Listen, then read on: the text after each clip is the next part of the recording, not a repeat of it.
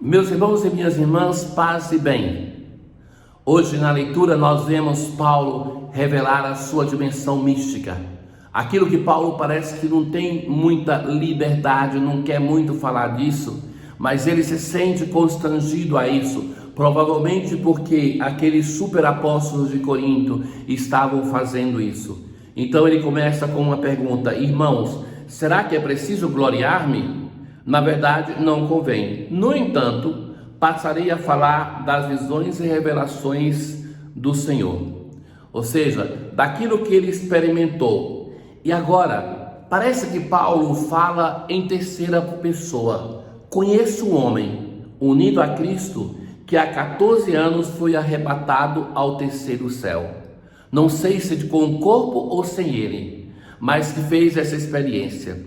Parece que essa é uma experiência mística do próprio apóstolo, que ele está dizendo assim, já na leitura de ontem, diz assim: olha, eu não preciso gloriar-me, mas se eles estão dizendo que são hebreus, eu também sou da descendência de Abraão, eu também sou, então que também no meu ministério não devo nada. E hoje ele entra propriamente na dimensão mística, e fala dessa pessoa que foi arrebatada ao paraíso e lá ouviu palavras inenarráveis que não é possível repetir.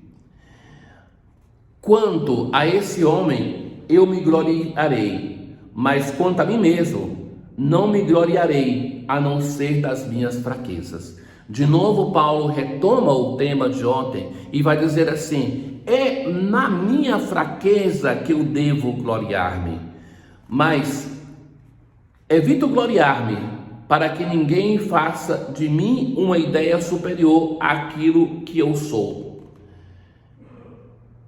e para que a extraordinária grandeza das revelações não me ensoberbeçam. Então, agora vem um tema que está presente em Paulo, que é muito difícil entender, porque ele vai falar que tem um espinho na carne, que é como um anjo de Satanás a esbofetear-me, a fim de que eu não me exalte demais. O que é esse espinho na carne? Pode ser uma doença, pode ser uma tentação, pode ser um limite para a sua evangelização, mas Paulo vai dizer assim que tem esse espinho, isso que para ele é um modo que impede a ele de se gloriar, porque nisso está a sua fraqueza. Roguei 3 vezes ao Senhor que me tirasse esse espinho, e Deus vai dizer para ele: basta-te a minha graça, pois é na fraqueza que a força se manifesta. É na nossa fraqueza, é no nosso espinho, na nossa carne, na nossa fragilidade, no nosso pecado, na nossa imperfeição, é ali que se manifesta a força de Deus. É na nossa fraqueza que se manifesta a força, a graça de Deus. Por isso, de bom grado, eu me gloriarei das minhas fraquezas, me comprazo das minhas fraquezas e injúrias, porque são sofridas por amor de Cristo. Pois quando eu me sinto fraco, é então que sou forte. Busquemos entender esta expressão de Paulo, um espinho na carne. Não é que todos nós temos alguma coisa que nós queremos nos livrar no âmbito da nossa saúde, do nosso corpo, da nossa psique, da nossa vida espiritual, dos nossos pecados, então no âmbito moral, de alguma coisa que nós vemos que o nosso irmão tem e que queríamos também ter. Então são os espinhos na nossa carne. Paulo diz que por 3 vezes suplicou ao Senhor que fosse libertado disso. Mas é interessante ver o percurso que fez esse apóstolo. Enciumado, ele começa a reclamar daqueles que são super apóstolos e vai dizer que, olha, eles estão se gloriando disso, eu também posso me gloriar, para depois concluir: o que eu posso me gloriar mesmo são das minhas fraquezas. E na leitura de hoje ele vai declinar essas fraquezas em profundidade, falando até mesmo de um espinho, de alguma coisa que ele tem, que é para ele um motivo de vergonha, essa fraqueza, e que ele pede ao Senhor tantas vezes que o tire, como nós também tantas vezes pedimos ao Senhor que nos livre dos nossos espinhos, mas que Deus vai dizer: basta-te a minha graça, porque é na fraqueza que você é forte. É na fraqueza que se mostra a força de Deus. Porque se nós tivéssemos todas as graças, todos os talentos, nós facilmente nos esqueceríamos de que barro somos feitos e facilmente nos esqueceríamos daquilo que pode fazer em nós a graça de Deus, sem a qual nós não podemos nada.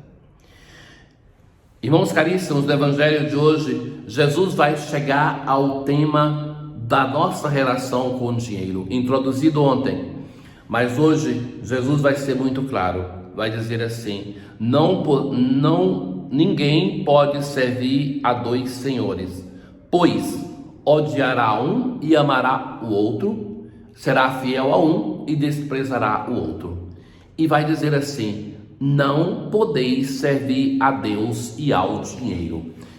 A tradução dinheiro, ela não transmite bem aquilo que Jesus vai dizer. Jesus vai usar uma expressão não dinheiro, mas como ídolo, mamona, aquele a quem se destina o louvor, para dizer assim que, olha, os bens desta terra são uma concorrência com Deus, e por isso nós não podemos servir a Deus e a eles. Na verdade, o que Jesus está dizendo no Evangelho de hoje é assim: olha, quando você quer servir a Deus e ao dinheiro, você vai amar um mais do que ao outro, você vai ser fiel mais a um do que ao outro. Fundamentalmente, Jesus está colocando em dúvida, e Jesus está afirmando com certeza, que enquanto nós servimos aos bens dessa terra, nós rejeitamos a Deus, nós não servimos a Deus.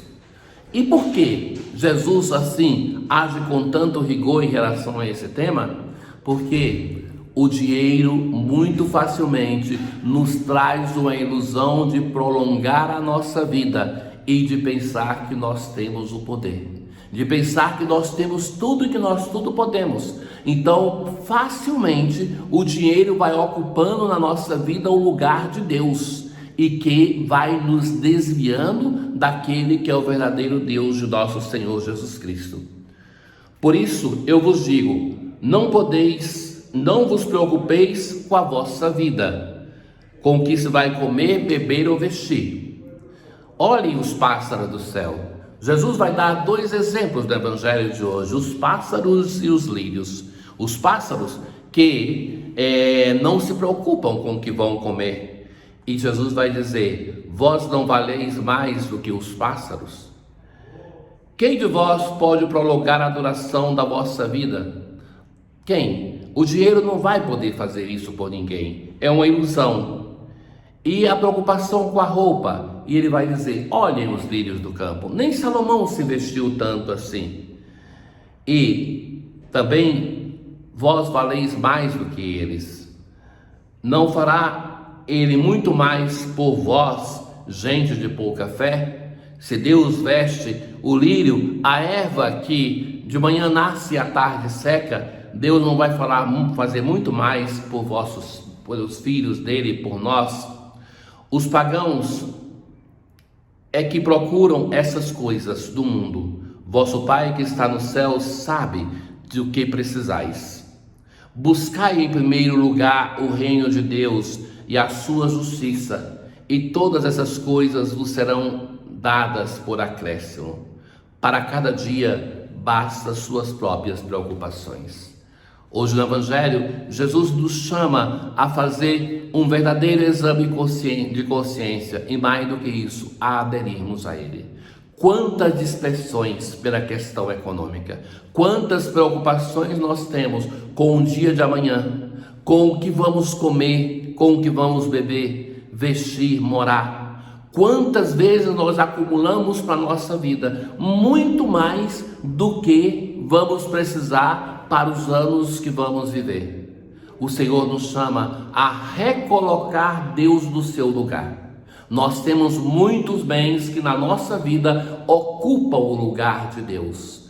E esses bens nos são dados não para que sejam adorados por nós, não para que se tornem ídolos, mas para que eles sejam instrumentos de comunhão, para que eu tenha consciência de que aquilo que eu recebi sempre de Deus, Ele me deu não para que eu acumule, mas para que eu possa fazer um gesto de amor para que eu possa estabelecer amor, fraternidade com o meu irmão. Tenham todos um bom dia. O Senhor esteja convosco, Ele está no meio de nós. Abençoe-vos, o Deus Todo-Poderoso, o Pai, o Filho e o Espírito Santo. Paz.